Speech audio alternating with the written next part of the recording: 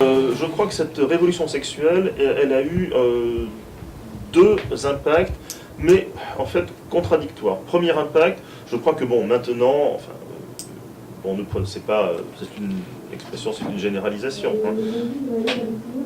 Je vais dire, c'est une généralisation. On ne parle pas de cas individuels, mais enfin, bon, on se rend bien compte maintenant que les jeunes ont des rapports sexuels, bon, très précoce. Je ne vais pas donner d'âge, mais enfin je crois que c'est effectivement quelque chose comme bon, entre 16 et 17 ans en France ou comme ça.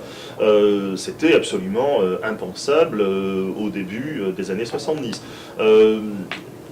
Depuis la révolution sexuelle qui a commencé avec mai 68, donc fin des années 60 et ensuite les années 70,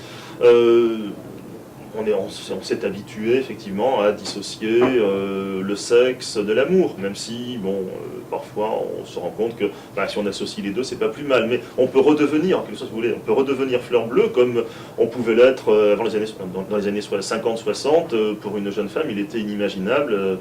Sauf des cas très marginaux, il était inimaginable d'avoir des rapports sexuels avec quelqu'un d'autre que son mari et avant la nuit de noces. Donc on associait vraiment très étroitement les deux. De même, on associait aussi l'acte sexuel et la procréation. Là, depuis cette période-là, ce sont des choses qui sont totalement distinctes. Bon, ça va dans le sens effectivement de comment dire, la libération des corps, l'affranchissement des mœurs. Bon, je pense que c'est pas plus mal effectivement pour qu'un couple ensuite soit réussi, que chacun des partenaires ait eu des expériences, bon après combien, peu importe, mais avant, bon, avant le mariage, même si par ailleurs le mariage est de moins en moins fréquent. Bon. Voilà, ça c'est un premier point. Deuxième élément qui, à mon sens, a été plus gênant, c'est que cette habitude de pouvoir avoir des rapports sexuels, bon, quand on voulait, avec qui on voulait, etc. Vous connaissez peut-être la chanson de Michel Fugain, bon, ils se sont rencontrés, ils descendaient, elle remontait vers le nord, ils descendaient vers le midi. Bon, ce que ça raconte, c'est bon, deux jeunes personnes qui se rencontrent sur l'autoroute du Soleil, bon, ils font crac-crac, si j'ose dire, et puis après chacun repart sur son chemin. Bon, c'est ça le sens de la chanson. Donc ça c'est quelque chose qui c'est une chose sur laquelle on ne peut pas revenir maintenant. C'est profondément enraciné dans les esprits. Mais en même temps, cette facilité des rapports sexuels, ça a entraîné, on le voit très nettement quand on regarde, vous savez que lorsqu'un médecin constate un cas de maladie vénérienne, il doit faire une déclaration pour des comptabilités de statistiques nationales de santé. Et dans tous les pays, on voit que dans les années 70, on assiste à l'envol du nombre de cas enregistrés de maladies vénériennes.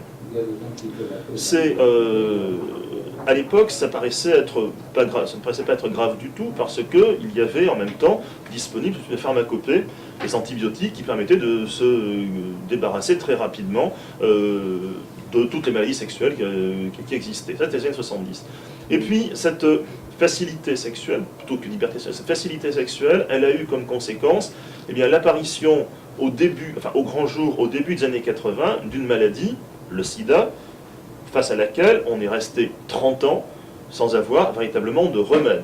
Hier, c'était ce matin, je ne sais plus, peu importe, j'entendais à la radio, allons-nous vers la fin de l'épidémie de sida pour, je ne me souviens plus maintenant quel était le chiffre, mais je crois que pour la première fois, le nombre de morts, je ne sais pas quelle était l'heure exacte considérée, mais le nombre de morts dus au sida est passé en dessous de la barre des 1 million. Je ne sais pas si c'est dans les pays occidentaux, si c'est à l'échelle de la planète, le journaliste de France Info ne le précisait pas. Mais pour quelqu'un comme moi, qui a vécu comme témoin l'apparition de l'épidémie de sida, dans des conditions épouvantables, il y avait à la télévision des reportages aux États-Unis, c'était ensuite retransmis en France, où je me souviens très nettement, c'était en 81 ou 82, Patrick Poivre-d'Arvor qui présentait déjà le journal télévisé, qui recevait sur le plateau un monsieur qui souffrait du sida. Mais le pauvre homme, c'était une vue insoutenable. Il avait tout un tas de pathologies au niveau des yeux, de la peau, et qui était absolument insoutenable à regarder. Bon, c'est ce que je voulais dire, entendre quelqu'un qui, comme moi, a connu le début a vu la montée du nombre de morts liés au sida, entendre ça hier ou aujourd'hui à la radio, allons vers la fin de l'épidémie de sida, je me suis dit, c'est peut-être une affirmation hardie, peu importe, je me suis dit, vraiment, et tant mieux, j'assiste à la fin d'un cycle. Un cycle qui a duré 30 ans.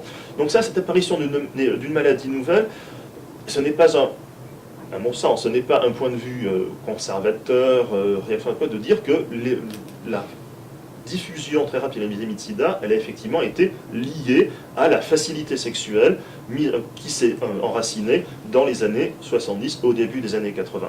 Donc ça, c'est quelque chose qui est à prendre aussi en considération. Et la conséquence de cela, c'est que depuis les années 80, eh bien, on assiste, en fait, il y a deux éléments, deux tendances qui sont parallèles. D'un côté, je l'ai dit, le fait que personne ne veut véritablement revenir au comportement prude, entre guillemets, qui était très répandu avant 1965-68, mais en même temps, on voit qu'on insiste dans les années 80 à un retour en force d'idées plus conservatrices. Le mariage, qui était dévalorisé dans les années 80, a repris, dans les années 70, a repris quand même, au moins dans certains pays, a repris une réelle valeur. Je suis tout à fait, c'est ce que disait Florence Tamagne, ma collègue sur le plateau de François tout à l'heure, je suis tout à fait frappé de voir que les homosexuels, dans les années 70, considéraient la famille comme étant l'abomination de la désolation, et le mariage comme étant le comble du conformisme bourgeois, demandent aujourd'hui, en tout cas leurs associations, le mariage pour tous. Il y a un renversement de situation qui, moi, me paraît, puisque j'ai connu les deux.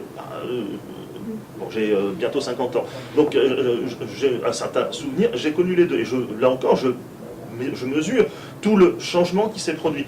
Mais l'un n'est pas exclusif de l'autre. En fait, dans nos sociétés, il y a vraiment deux tendances. Et après, on se rattache à l'une ou l'autre. Et puis, on peut, dans un premier temps, parce qu'on a envie de profiter de la vie, se sentir plus proche de la facilité sexuelle, puis se dire, oh oui, quand même, maintenant, il faut que je me range des voitures. On se rapproche de notre tendance. Dans les années 50-60, c'était la tendance prude, pour faire vite. Dans les années 70, c'était la tendance facilité sexuelle. Et puis, depuis les années 80, on a les deux qui s'équilibrent plus ou moins l'une l'autre.